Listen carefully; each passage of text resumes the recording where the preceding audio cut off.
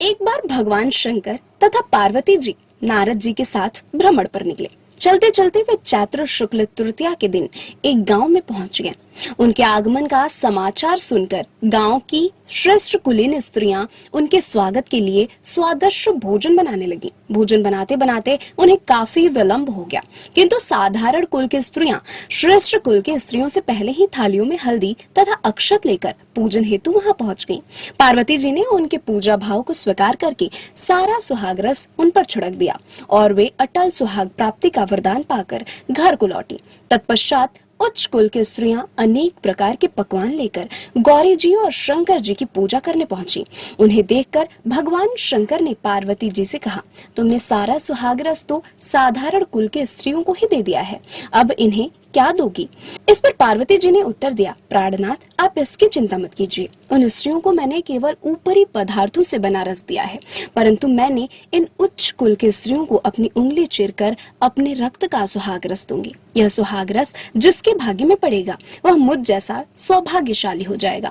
जब स्त्रियों ने पूजन समाप्त कर लिया तब पार्वती जी ने अपनी उंगली चीरकर उन पर छिड़क दिया तथा जिस पर जैसा छींटा पड़ा उसने वैसा ही सुहाग पा लिया। तत्पश्चात भगवान शिव की आज्ञा से पार्वती जी ने नदी तट पर स्नान किया और बालू की शिव मूर्ति बनाकर पूजन करने लगी। पूजन के बाद बालू के पकवान बनाकर शिव जी को भोग लगाया। प्रदक्षिणा करके नदी तट की मिट्टी से माथे पर तिलक लगाकर 2 कड़ बालू का भोग लगाया।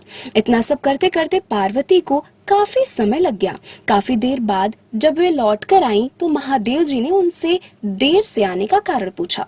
उत्तर में पार्वती जी ने झूठ बोल दिया और कहा कि वहां मेरे भाई भावज आदि मायके वाले मिल गए थे, उन्हीं से बातें करने में देर हो गई। परंतु महादेव तो महादेव ही थे, वे कुछ और ही लीला रचना चाहते थे। अतः उन्होंने पूछा, पार्वती, तुमने नदी के तट पर पूजन करके किस चीज का भोग लगाया था और स्वयं कौन सा प्रसाद खाया था? इस पर पार्वती जी ने पुनः झूठ बोल दिया और कहा कि मेरी भावज ने मुझे दूध भात खिलाया, उसे खाकर मैं सीधी यहाँ चली आ रही हूँ। यह सुनकर शिव जी भी दूध भात खाने के लालच में नदी तट की ओर चल दिए।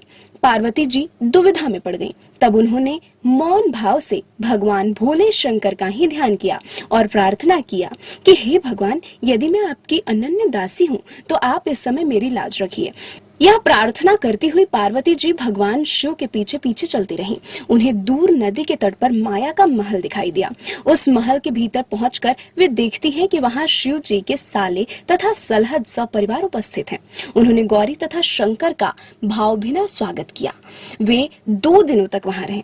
तीसरे दिन पार्वती जी ने शिव जी से चलने के लिए कहा, पर शिव जी तैयार नहीं हुए।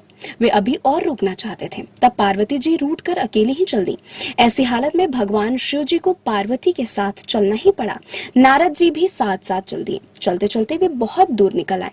उस समय भगवान सूर्य अपने धाम को पधार रहे थे। अचानक भगवान शंकर पार्वती जी से बोले, मैं तुम्हारे मायके में ही अपनी माला भूल आया हूँ, ठीक है, मैं ले आती हूँ। पार्वती जी ने कहा और वे जाने को तत्पर हो गईं। परंतु भगवान ने उन्हें जाने की आज्ञा न दी और इस कार्य के लिए ब्रह्मपुत्र नारद जी को भेज दिया। लेकिन वहां पहुंचने पर नारद जी को कोई महल नजर नहीं आया।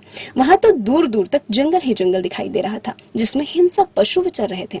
नारद जी वहां से भटकने लगे और सोचने लगे कि कहीं वे किसी गलत स्थान पर तो नहीं आ गए। मगर सहसा ही बिजली चमकी और नारद जी को शिव जी की माला एक पेड़ पर टंगी हुई दिखाई दी। नारद जी ने माला उतार ली और शिव जी के पास पहुंचकर सब हाल बताया। शिव जी ने हंसकर कहा, नारद, यह सब पार्वती की ही लीला है। इस पर पार्वती जी बोली, मैं किस योग्य हूँ? तब नारद जी ने सिर झुकाकर कहा, माता, आप पतिव्रताओं में सर्वश्रेष्ठ हैं। आप सौभाग्यवती, समाज में आदि शक्ति हैं। यह सब आपके पतिव्रत का ही प्रभाव है। संसार की स्त्रियां आपके नाम स्मरण मात्र से ही अटल सौभाग्य प्राप्त कर सकती हैं और समस्त सिद्धियों को बना तथा मिटा सकती हैं। तब आपके लिए यह कर्म कौन सी बड़ी बात है? नारद जी ने आगे कहा कि महामय, गोपनीय पूजन अधिक शक्तिशाली तथा सार्थक होता है। आपकी भावना तथा चमत्कार पूर्ण शक्ति को देखकर मुझे बहुत प्रसन्नता हुई। मैं आशीर्वाद रूप में कहता हूँ कि जो स्त्रियां इस तरह गुप्त रूप से पति का पूजन करके मंगल कामना करेंगी, उन्हें महादेव जी की कृपा से दीर्घायु वाले पति का संसर्ग मिलेगा। ऐसे इस व्रत की महिमा है।